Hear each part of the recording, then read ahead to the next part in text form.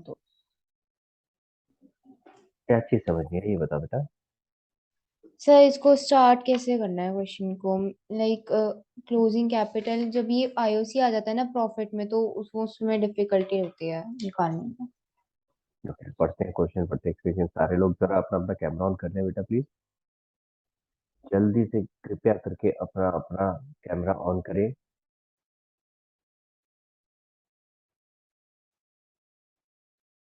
हाँ जी, प्रथम बेटा अपना कैमरा ऑन कर लो प्लीज। वृंदा का डाउट ले रहे हैं। वृंदा कह रही है सर ये क्वेश्चन पढ़ के समझ नहीं आ रहा है तो स्टार्ट कैसे करें। एंड गुड के एटलीस्ट आपको डाउट क्लियर है। प्रॉब्लम कहाँ है, क्वेश्चन को शुरू कैसे करें। समझ आ रही है बात। ठीक है, तो क्वेश्चन को समझते हैं पहले। तो क्वेश्चन है क्या, कह रहा है A and B are partners in the ratio 3:2। The firm maintains sir कौन सा फ्लक्चुएटिंग। क्वेश्चन?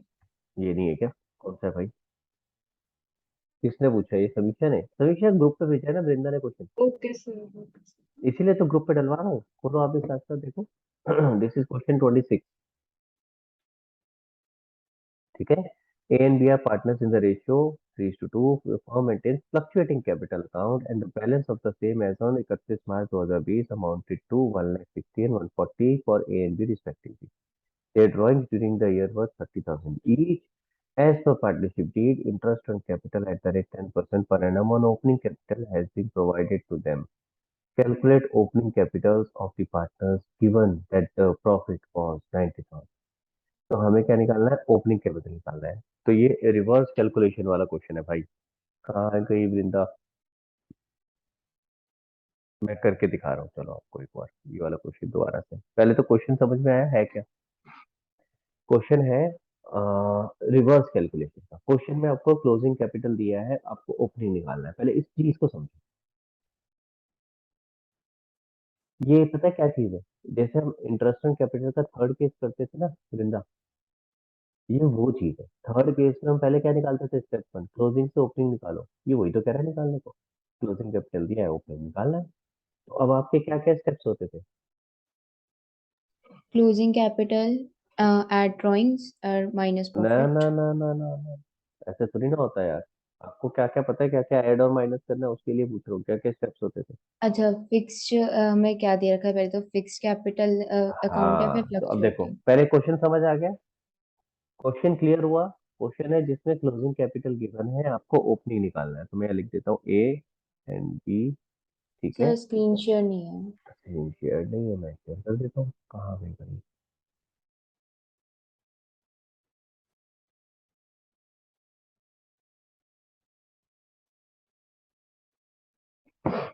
अभी ठीक है।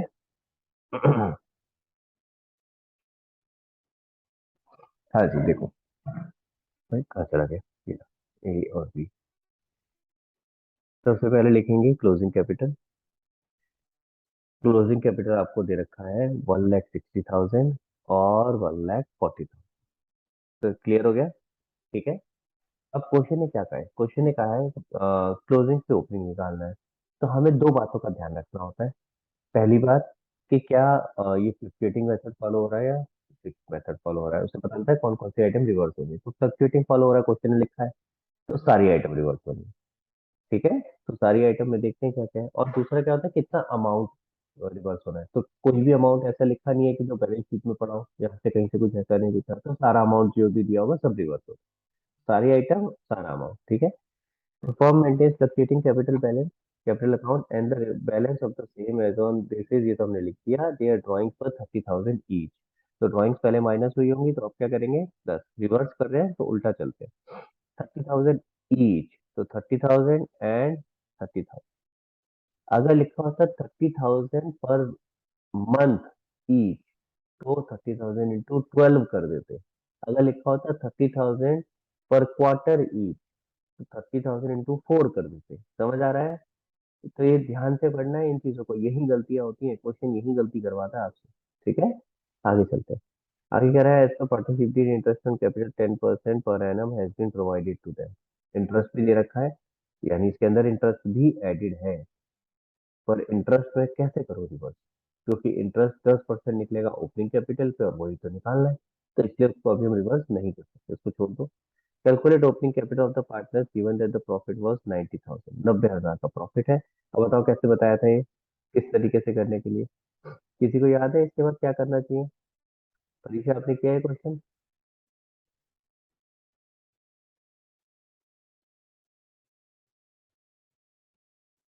आरव कह रहे हैं, मुझे याद है। आरव बताओ कैसे होगा आगे? टोटल। क्या टोटल? इसका टोटल कर दूं? मतलब हाँ सर, तो नहीं अच्छा। मतलब साइड में टोटल लिखो, क्लोजिंग कैपिटल का टोटल लिखो राइट साइड में। अच्छा, राइट साइड में टोटल लिखो, ओके, वेरी गुड। ये आ गया 3 लाख, और ये 60,000 ये ड्रॉइंग्स बाकी। 60,000 आ गया। ओके। उसके बाद प्रॉफिट हमें टोटल दिया हुआ तो 90,000 हाँ।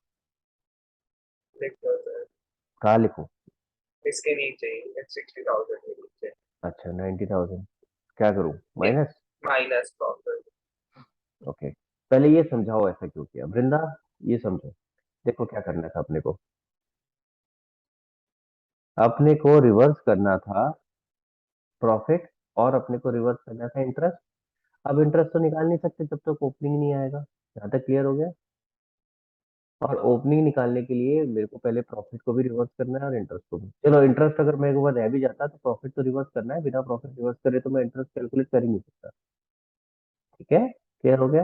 अब प्रॉफिट भी, क्योंकि मेरे को दे रखा है देयर प्रॉफिट वाज 90,000, एंड इस क्वेश्चन में ये प्रॉफिट नेट प्रॉफिट अज्यूम किया गया है, ना कि डिविजिबल प्रॉफिट। अगर ये डिविजिबल प्रॉफिट होता यानी कि after deducting interest on capital, जो भी और सैलरी वैलरी जो भी सब कुछ है सब माइनस करने के बाद सिर्फ जो डिस्ट्रीब्यूट किया वो होता, तब तो इस 90,000 को मैं यहाँ 3:2 में डिवाइड कर देता और यहाँ पे अमाउंट लिख देता ए और बी के आगे, कि इतना इतना रिवर्स होगा।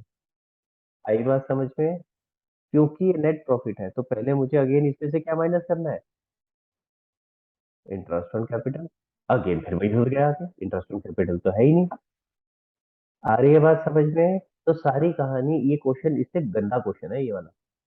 अगर आप इसको ध्यान से नहीं पढ़ोगे और ध्यान से नहीं समझोगे तो फंस जाओगे। अगेन एक बात और बता देता हूँ, क्वेश्चन में कहीं लिखा नहीं है कि नेट प्रॉफिट है, क्वेश्चन में कहीं लिखा नहीं है डिविजिबल प्रॉफिट है। ये क्वेश्चन की कमी है। अगर इस क्वेश्चन में आप अज्यूम करके चलोगे दिस इज डिविजिबल प्रॉफिट और वैसे क्वेश्चन कर दो तो भी आपको पूरे मार्क्स मिलने चाहिए, क्योंकि क्वेश्चन की गलती है, क्वेश्चन में लिखा ही नहीं है। तो आप ऐसे सिनेरियो में अजम्पशन जरूर लिखना बस कि in the absence of information it is assumed that the profit given is divisible profit या the profit given is net profit. समझ आ रही है मेरी बात? वृंदा, पॉइंट समझ आया?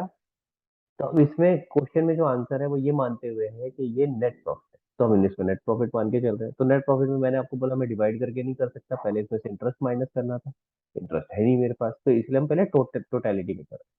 तो ये 90,000 आपने इसको क्या किया, टोटल हमने कहा कि चलो जिस भी रेशियो में गया होगा, इंटरेस्ट भी जितना मर्जी गया होगा, अगर हम टोटल टोटल देखें 3 लाख टोटल कैपिटल था क्लोजिंग, इसके ऊपर हमने ड्राइंग कुछ थी वो ऐड कर दी, इसके ऊपर आपका जो भी प्रॉफिट है this is profit including, this is profit including interest on capital, वो आपने ऐड कर दिया। ठीक है, जितना भी इंटरेस्ट ऑन कैपिटल गया हो, जितना भी प्रॉफिट गया होगा, टोटल 90,000 गया होगा ना, टोटल 90 आपने पहले प्लस किया होगा, अब आप इस 90 को माइनस कर दो, तो आपके पास ये क्या आ जाएगा, बताओ कितना आ गया अमाउंट?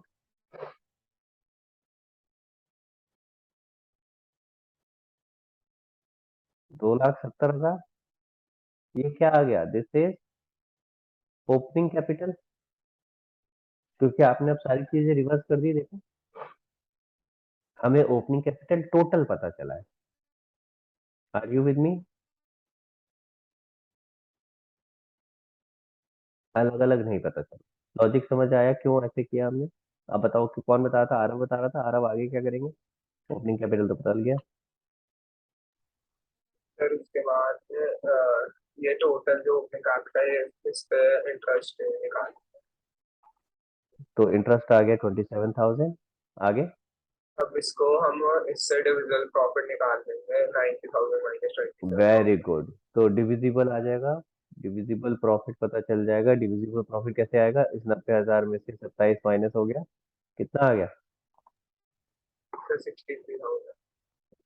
अब इस 63,000 को आप अलग अलग डिवाइड कर सकते हो ए और बी में। वृंदर समझ आ रहा है क्या कर रहे हैं?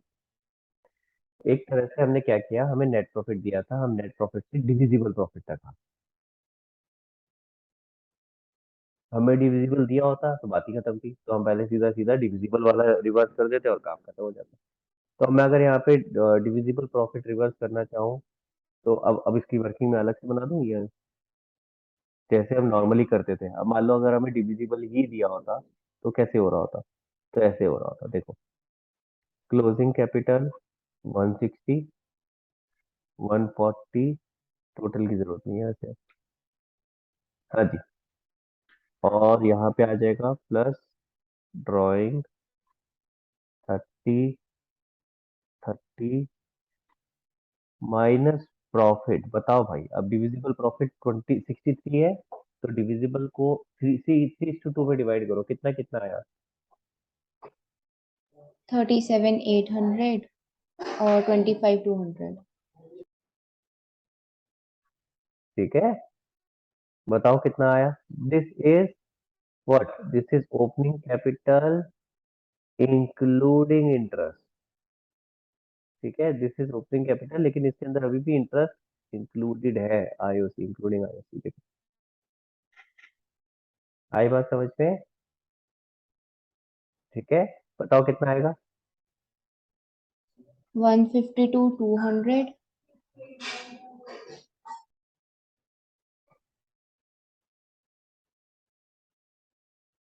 144,800।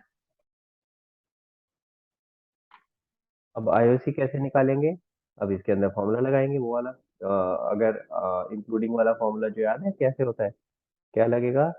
जो भी आपको ओपनिंग कैपिटल दिया है इंक्लूडिंग इंटरेस्ट वाला, multiplied by rate upon 100 plus rate.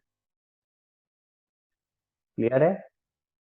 तो यानी यहाँ पे कितना आ जाएगा, 1,52,200 इंटू 10/110, और यहाँ 144,800 इंटू 10/110। निकालो कितना आएगा भाई।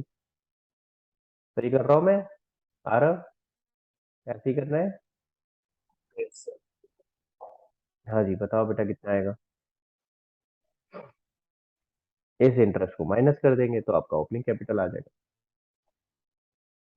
हाँ जी समीक्षा, कुछ कह रहे हो बेटा? सर अगर क्वेश्चन में दिया है कि एबीसी की जो कैपिटल्स है वो 1 लाख, 2 लाख, 3 लाख है, तो फिर वो ओपनिंग बैलेंस है या क्लोजिंग बैलेंस? अगर क्वेश्चन में देखो, ये क्वेश्चन टू क्वेश्चन वेरी करता है, आपको लैंग्वेज पढ़ना है। अगर क्वेश्चन में सिर्फ ऐसे लिखा है A B C has capital of 1 lakh, 2 lakh, 3 lakh, तो आपको क्या आसान रहेगा इसको मानना, ओपनिंग या क्लोजिंग? ओपनिंग। ओपनिंग माना तो ऑब्वियसली हम ओपनिंग ही मानेंगे, अगर इतना ही लिखा है तो क्यों अपने पैर पे कुल्हाड़ी माने और अज्यूम करें क्लोजिंग है। ठीक है ना? तो अगर क्वेश्चन में क्लैरिटी नहीं है कि ओपनिंग है या क्लोजिंग, तो ओपनिंग मान के चलो। बट मैं हमेशा ये सजेस्ट करूंगा, लिख दो कि in the absence of information we have assumed this capital to be opening. Clear हो गया? ताकि अगर कोई भी झगड़ा हो तो बाद में आप लड़ सको। देखो मैंने लिखा हुआ है, तुमने नहीं लिखा था, मैंने लिख दिया। तुमने बताया नहीं था क्या है, तो मैंने मान लिया ही है। ठीक है ना? क्लियर हो गया? हाँ, लेकिन इस क्वेश्चन में अगर आप देखोगे तो ये दिख रहा है क्लोजिंग, ये लिखा है as on 31 March so and so, और आगे बताया भी है, ऐसी जगह बोला भी था। इसमें तो निकालना ही है, सॉरी इसमें तो निकालना है, क्लोजिंग दिया और ओपनिंग बोला ही है, calculate opening capital. But otherwise अगर आप देखोगे डेट लिखी होती है 31 मार्च 2020, इस तरह से करके, तो क्लोजिंग हो गया। ठीक है? हाँ जी वृंदा, कितना कितना आया भाई? सर इसका आईओसी आया है 13,836। ऐसे यार अजीब सा। हाँ जी जी, आगे आंसर बताओ। आ रहा है, ओपनिंग कैपिटल आ गया 138,364। और दूसरे का बताओ।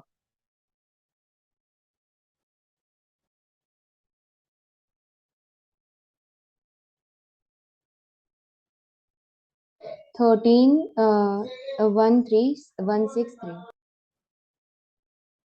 कितना आया बेटा टोटल बताओ। 1,31,636। मैच हो गया? देखो, तो अब आपको इसमें ये लिखने की जरूरत नहीं थी यहाँ पे, जब हम ये कर रहे थे तो आप सीधा सीधा ऐसे कर सकते थे, ये तो। अब क्वेश्चन को कैसे आपको पता चले कि सर मुझे ऐसे शुरुआत करनी है, जो सबसे बड़ा डिफिकल्ट सवाल था आपका ना कि सर सबसे बड़ी डिफिकल्टी आती है ये क्वेश्चन समझ ही तो नहीं आता, शुरू कैसे करें, तो जरा ध्यान देना। ये देखो ऐसे, ये this is the question how you should have done, correct.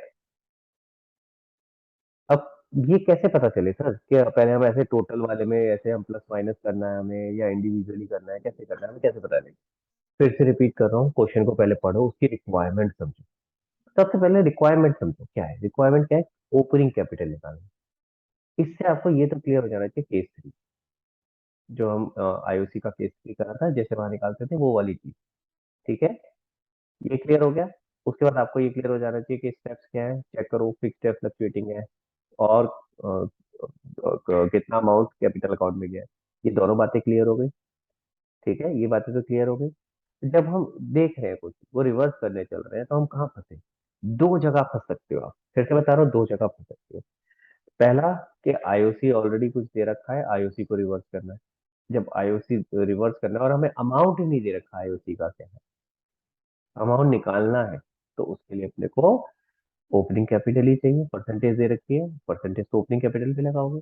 तो अगर ऐसे वाला सिनेरियो है कि आईओसी रिवर्स कर रहा है लेकिन आईओसी का अमाउंट नहीं है, हो सकता है सीधा अमाउंट दे देते, सीधा बताए थे 13,836 और 13,100 वो वट 163, ये सीधा सीधा बता देते, तो फिर दिक्कत ही नहीं आती, फिर तो हम रिवर्स कर देते।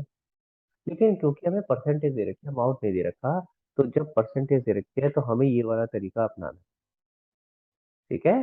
ये तरीका अपनाने के लिए क्या करोगे, पहले बाकी सब चीजें रिवर्स कर दोगे, पहले बाकी सब चीजें रिवर्स कर दोगे, आपके पास आ जाएगा ओपनिंग कैपिटल इंक्लूडिंग आईओसी, और उसके बाद आप फॉर्मूला लगा दोगे, इंटू रेट अपॉन 100%। आई बात समझ में। फिर से रिपीट कर रहा हूँ, ये मुश्किल चीज है, ये आसान नहीं है। ये जो क्वेश्चन आपने करा अभी देखा, मैंने करके दिखाया तो सही है, समझ में तो आ गया, लेकिन जब खुद करने के लिए आता है तो समझ नहीं आता कि हमें ऐसे करना है। तो इससे समझ लो इसको अच्छे से। फिर से रिपीट कर रहा हूँ, अगर क्वेश्चन में आईओसी आपको रिवर्स करना है और आईओसी एज अ परसेंटेज दे रखा है, अमाउंट नहीं दे रखा, तो ऐसे केस में आपको पहले बाकी सारी चीजें रिवर्स करनी है। आपके पास आ जाएगा ओपनिंग कैपिटल इंक्लूडिंग आईओसी, फिर आप लगा दोगे formula into rate upon 100%। Clear हो गया, समझ आ गई बात, यहाँ तक समझ में आया।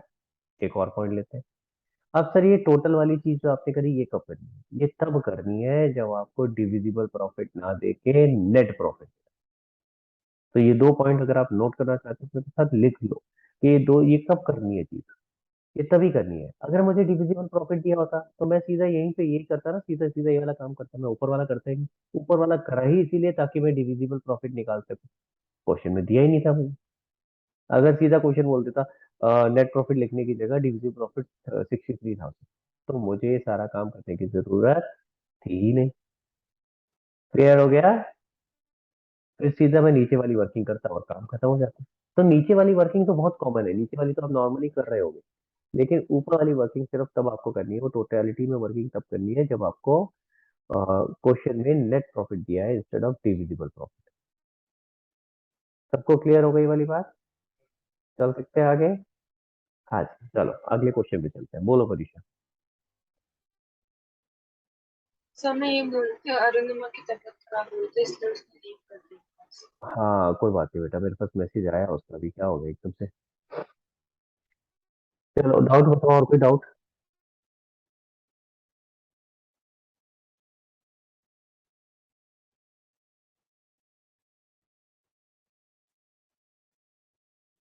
हाँ समीक्षा।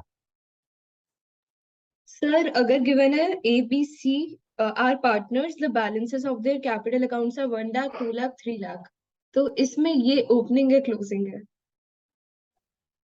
अभी तो बताया, सेम चीज बताई मैंने, क्वेश्चन में नहीं मेंशन भाई, कहाँ मेंशन है ओपनिंग है क्लोजिंग है, तो मैं कैसे बता दूं, तू अज्यूम करना। क्वेश्चन ने क्या बोला है, दोबारा बोल। A, B, C are partners. The balances of their capital accounts are 1 lakh, 2 lakh, 3 lakh. Sir, बस, balances of capital account है। तो नहीं दिया ना क्वेश्चन में ओपनिंग है क्लोजिंग है। देखो क्लोजिंग कैपिटल आपको कैसे पता चलता है, क्लोजिंग कैपिटल तब पता चलता है कि क्लोजिंग है जब क्वेश्चन में ऐसे दिया हो, balances of the capital as on 31 March 2022 is 1 lakh 2 lakh 3 lakh, और आपको जो कैलकुलेशन करनी है वो भी 31 मार्च 2022 की करनी है, उसी ईयर की, तो फिर वो ईयर एंडिंग हो गया। समझ आ गई बात? क्लियर है? या फिर क्लियरली मेंशन होगा closing balance of ABCR 1 lakh 2 lakh 3 lakh. अब जब नहीं दिया उसने तो भाई फिर तो क्लियर नहीं है क्वेश्चन, फिर तो अजम्पशन है। अब अजम्पशन ऑब्वियसली जो आसान है मैं बोलूंगा ना,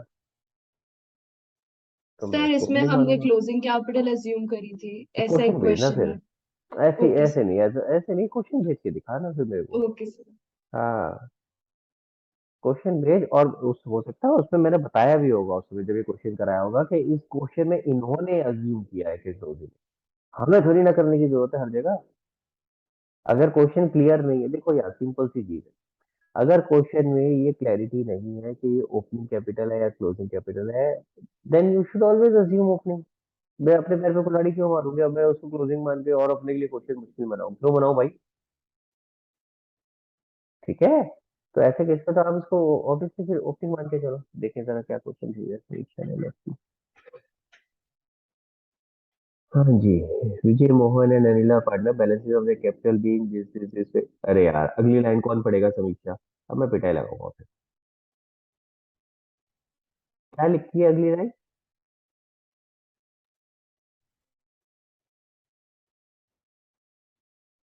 बोलना Anirudh sir. Okay sir. Okay sir, क्या पढ़ तो सही। Okay sir. हाँ सर, वो 31 मार्च। क्या? नहीं नहीं, आगे अगली लाइन पढ़। Mohan Vijay Anila partner the balance of capital being so and so, उसके बाद क्या लिखा है?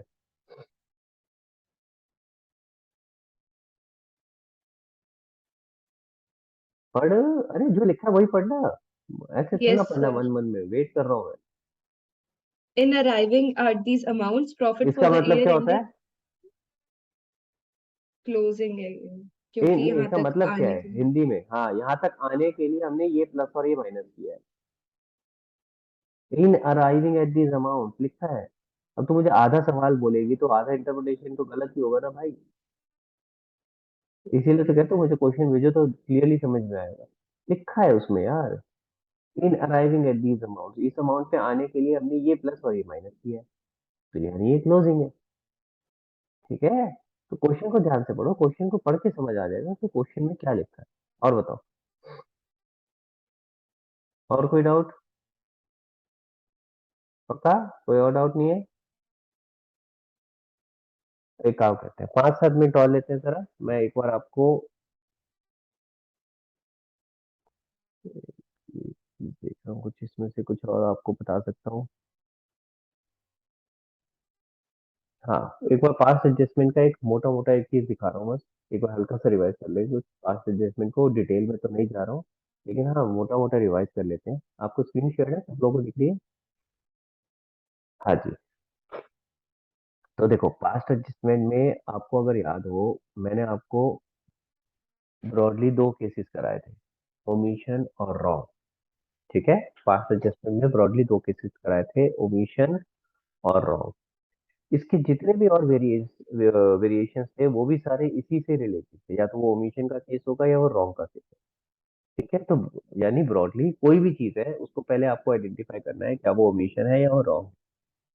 ठीक है, तो कभी भी पास्ट एडजस्टमेंट का केस आता है, यानी आपको ये करना था करना रह गया या आपने ये गलत कर दिया, तो ये क्या है? Past adjustment. तो इसमें हम कैसे करेंगे? सबसे पहले आइडेंटिफाई करो ये ओमिशन है या ये रॉन्ग है। अगर ओमिशन है तो मैं हमेशा एक लाइन बोलता हूँ, जो करना था करना रह गया है तो उसे अब कर दो।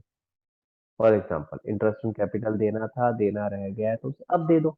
अगर मैं अब इंटरेस्ट ऑन कैपिटल दूंगा तो मुझे चेक क्या करना है? मुझे चेक करना है कि पार्टनर का कैपिटल अकाउंट डेबिट होना है या क्रेडिट होना है। समझ आई बात? तो अगर मैं अब इंटरेस्ट ऑन कैपिटल दूंगा तो पार्टनर कैपिटल अकाउंट क्रेडिट करूंगा। तो इसीलिए अगर आप देखोगे, जैसे इसमें सैलरी का एग्जांपल ले रखा है कि मैं सैलरी दे रहा हूँ, तो मैंने पार्टनर्स के कैपिटल अकाउंट एक्स और वाई क्रेडिट कर दिए 4,000 और 6,000 से। इंटरेस्ट की जगह बस यहाँ सैलरी का एग्जांपल है, बाकी सारा केस सेम है। ठीक है, तो सैलरी देनी थी, देनी रह गई है तो अब दे दो, कमीशन का केस। ठीक है, तो 4,000 और 6,000 से सैलरी दे दी, टोटल जो भी अमाउंट था वो फॉर्म डेबिट हो गई उतने अमाउंट से। ठीक है, आपको याद आना चाहिए कि मैं किस एरो में चल रहा हूँ, इस डायरेक्शन में चल रहा हूँ। याद आ रहा है? ठीक है, ऐसे चलो, फिर मैं इसके बाद नीचे आ जाऊंगा। और फिर मैं इसके बाद इधर आ जाऊँ। क्लियर हो रहा है? तो this is how we proceed in this, क्या बोलते हैं उसको, टेबल। ठीक है, ये जो वर्किंग, और ये वर्किंग नोट है भाई, ये रफ नहीं है, इसको ढंग से बना के आना है भाई प्लीज। ठीक है, तो यानी कि आपने सबसे पहले लिखा कि भाई कितना कितना सैलरी देना था, जो देना रह गया है वो लिख दिया, 4,000 6,000। और डेबिट और क्रेडिट कैसे पता चला, ये समझ आ गया, याद आ गया। हम पार्टनर कैपिटल अकाउंट पे फोकस कर रहे हैं कि उसका कैपिटल अकाउंट हमें डेबिट करना है या क्रेडिट। सैलरी देनी थी, देरी रह गई, अब दे दो। अगर अब हम सैलरी देंगे तो पार्टनर का कैपिटल अकाउंट क्रेडिट होगा। ठीक है, तो इसलिए हमने उन दोनों को कनेक्ट करा, ऑटोमेटिकली फॉर्म डेबिट हो गई। फिर उसके नीचे जब आए तो ऑटोमेटिकली फॉर्म क्रेडिट हो गई। और अगर फॉर्म क्रेडिट हुई है तो एक्स और वाई डेबिट हो गए। समझ आ गई? डेबिट क्रेडिट समझ आ गया किस तरीके से चले? क्लियर? मैं फिर से हाईलाइट करके दिखा देता हूँ। देखो, हमने पहले इनको क्रेडिट कर दिया। ये कैसे पता चला कि हमें सैलरी देनी थी, देनी रहेगी, अगर सैलरी देंगे तो पार्टनर कैपिटल अकाउंट क्रेडिट होगा। ये क्रेडिट है तो ये डेबिट हो गया। अगर ऊपर डेबिट है तो यहाँ नीचे क्रेडिट हो गया। ये क्रेडिट है तो ये दोनों डेबिट हो गया, अपोजिट जाएंगे ना। क्लियर हो गया सबको? तो this is how you should proceed. ठीक है, अब अमाउंट का भी आपको समझ आ दिया मैंने। जो भी आपका अमाउंट 4,000 6,000, ये तो क्वेश्चन के हिसाब से कैलकुलेट होगा। टोटल फॉर्म में आ गया 10,000, फिर नीचे टोटल 10,000 आ गया। अब उस 10,000 को आपने प्रॉफिट शेयरिंग रेशियो में डिस्ट्रीब्यूट किया। क्लियर? समझ आ गया? This is how you should go. अब यही अगर उल्टा होता, सैलरी हमने देनी नहीं थी, गलती से दे दी, तो सारा का सारा प्रोसेस फ्लो तो सेम रहता, बस जो आपने पहले क्रेडिट करा था एक्स और वाई वो डेबिट हो जाते, तो सारे डेबिट क्रेडिट उल्टे हो जाते। क्या आपने गलती से दे दी है तो आप इससे वापस ले लो। तो वापस लोगे तो क्या करोगे, जो पहले किया उसको रिवर्स कर दो। तो अगर मैंने सैलरी गलती से दे दी है तो पहले क्या किया होगा, क्रेडिट किया होगा पार्टनर को, तो अब क्या करूंगा, उसको डेबिट कर दो। क्लियर हो गया? समझ आ गई बात? तो पार्टनर कैपिटल अकाउंट डेबिट हो जाते हैं, फर्म क्रेडिट हो जाती है, फिर फर्म नीचे डेबिट होती है और पार्टनर कैपिटल अकाउंट डेबिट हो जाते हैं जब हम उनका प्रॉफिट लॉस डिस्ट्रीब्यूट करते हैं। क्लियर? फिर आप इसका नेट इफेक्ट निकालते हो। नेट इफेक्ट निकालने के बाद अब मजेदार चीज क्वेश्चन में ध्यान से देखना है। पास नेसेसरी एडजस्टमेंट एंट्रीज लिखा है या एंट्री लिखा है?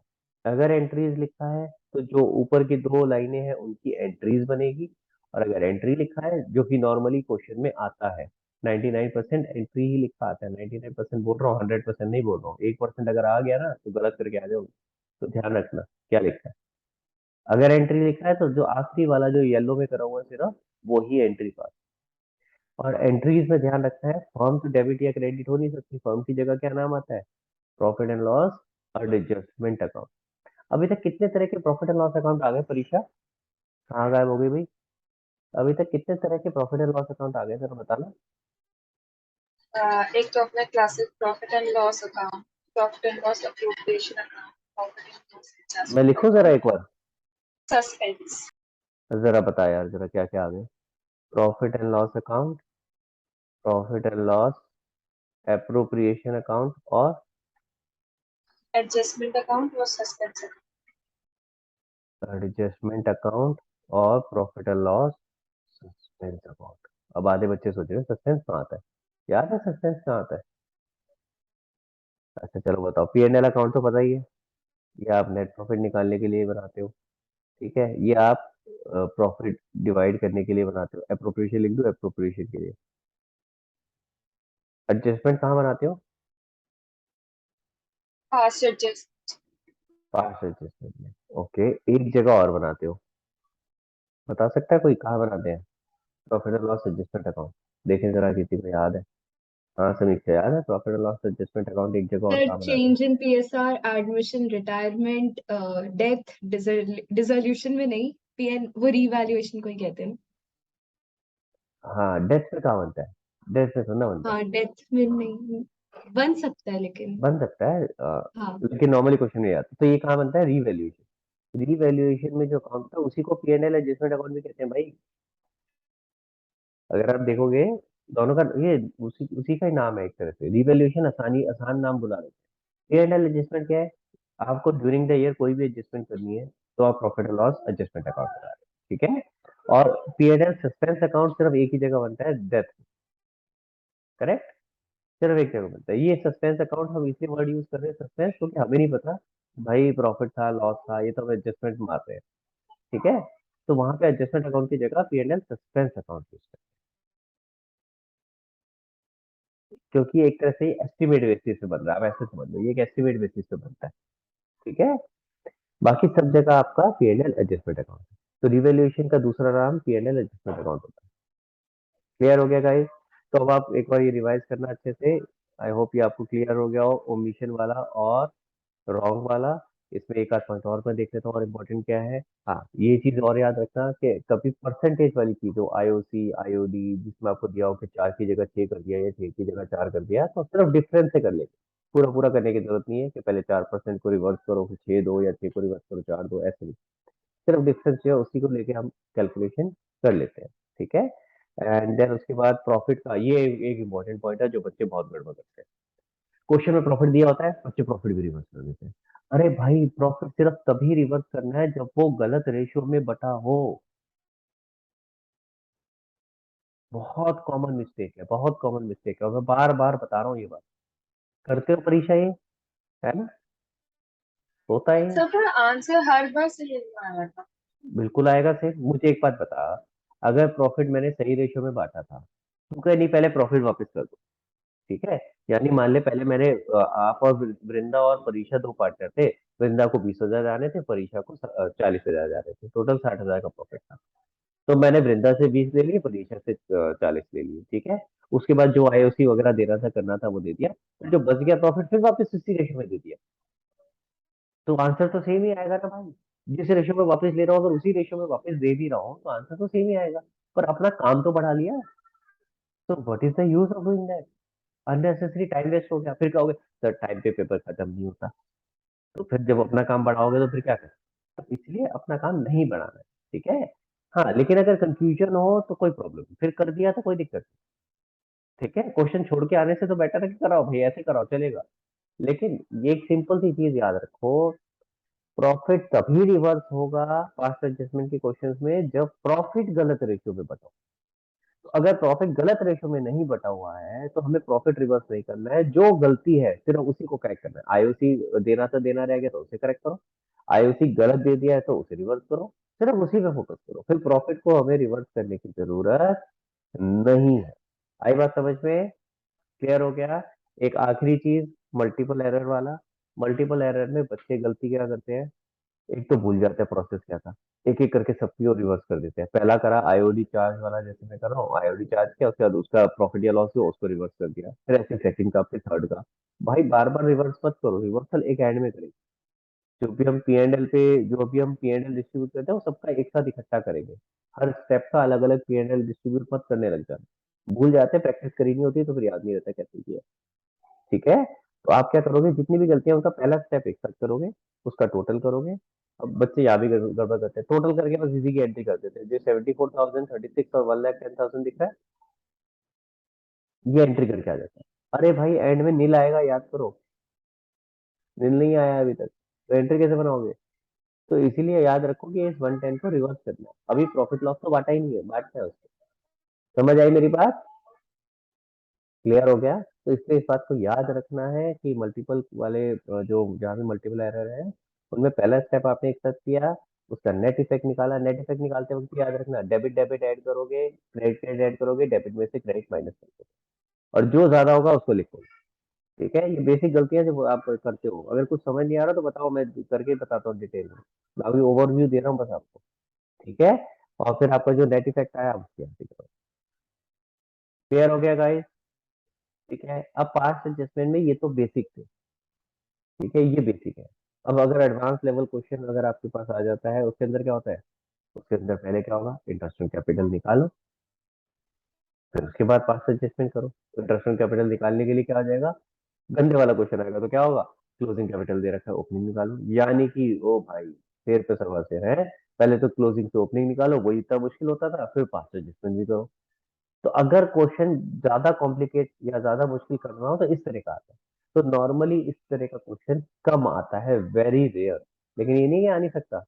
हाँ, अगर ऐसा गंदा क्वेश्चन आएगा तो ये मान के चलना, ये क्वेश्चन आसान भी आएगा जो बिल्कुल स्ट्रेट फॉरवर्ड होगा। तो क्योंकि पेपर एग्जामिनर को बैलेंस करना होता है कि आपको अगर मुश्किल दे रहे हैं तो कुछ आसान भी दे, ताकि आपका पेपर बैलेंस करे, ठीक है। तो पहले ये बेसिक, पहले इतने से सीख लो, फिर उसके बाद ये एडजस्टमेंट वाले जितने भी और आपको सिखाया ना ये सारी चीजें उसके बाद ढंग से करना। पहले बेसिक क्वेश्चन समझ लो, वो जरूरी है, पहले पास्ट एडजस्टमेंट बेसिक समझ आ जाए, फिर ये एडवांस लेवल की चीजें हैं 4-5, फिर इसको समझ। हाँ जी वृंदा। सर ये जब गंदे वाला क्वेश्चन आता है तो उसमें जो प्रॉफिट हम रिवर्स करते हैं उस वो हम करेक्ट रेशियो पे करते हैं ना? बेटा रिवर्सल तो हमेशा रॉन्ग रेशियो पे होगा, रिवर्सल को करेक्ट पे क्यों होगा? लॉजिक सोचो, मतलब मैंने जिस रेशियो में बांटा है मैं उसी रेशियो में तो वापस लूंगा कि भाई वापस दो तुम्हें गलत बांट दिया। रिवर्सल हमेशा रॉन्ग रेशियो में। देखो मेरी बात समझो वृंदा, फिर से रिपीट करते हैं। जो गंदे वाला क्वेश्चन जो अभी हम बात कर रहे हैं जिसमें क्या है कि आपको इंटरेस्ट ऑन कैपिटल निकालना है, ठीक है ना, इंटरेस्ट ऑन कैपिटल निकालना है, क्लोजिंग कैपिटल दिया, ओपनिंग कैपिटल निकालना है। Let's forget about past adjustment, दो अलग अलग क्वेश्चन नहीं है, पास्ट एडजस्टमेंट को बाद में उठाएंगे, पहले इंटरेस्ट ऑन कैपिटल तो निकाल लें, अमाउंट कितना है वो तो अभी सिखा दिया मैंने कैसे निकालना है, वो तो वही तरीके से निकलेगा जैसे पीछे सीखा है। उसमें तो ये डाउट ही खत्म कि प्रॉफिट किस रेशियो में रिवर्स करना है, जिस रेशियो में दिया भैया उसी में रिवर्स होगा ना उसमें। देखो सिंपल सी चीज है, आप जितना कैपिटल अकाउंट में लेके गए हो उतना ही तो रिवर्स होगा। अब चाहे वो करेक्ट लेके गए हो चाहे रॉन्ग लेके गए हो, जो लेके गए हो उसमें नहीं होगा। तो अगर आपने रॉन्ग रेशियो में बांटा है तो फिर रॉन्ग रेशियो में रिवर्स करोगे ना यार। समझ आ रही है बात? तो फिर से रिपीट कर रहा हूँ, प्रॉफिट हमेशा जो भी रॉन्ग रेशियो है उसी में रिवर्स होगा, क्योंकि आपने वही रेशियो में तो बांटा हुआ है, आपको उसका इफेक्ट नलीफाई करना है। ठीक है, क्लियर हो गया गाइस? कोई और डाउट? उसके अलावा एक ये भी था, गारंटी वाला भी था, कि जिसके अंदर आपने गारंटी दी है, गारंटी की अलग से एडजस्टमेंट करते थे, याद करो। इसके लिए ये वर्किंग नोट बनाना पड़ता था, P&L अप्रोप्रिएशन का छोटा सा, जिसमें हम चेक करते थे कि गारंटी ट्रिगर हो रही है या नहीं हो रही है, उसके हिसाब से हमारा ये एडजस्टमेंट निकलता था। क्लियर है गाइस?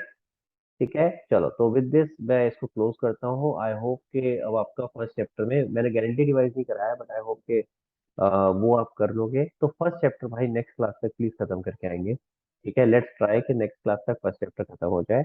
मैं आपके डाउट्स जो और बचे हुए बोलूंगा, और नहीं तो उसके बाद फिर मैं एडमिशन या रिटायरमेंट इन सारे किसी न किसी चैप्टर्स पे आ जाऊंगा। ठीक है, फिर हम उसको रिवाइज करें। क्लियर है? ठीक है, चलो okay guys, thank you so much, bye bye bye everyone.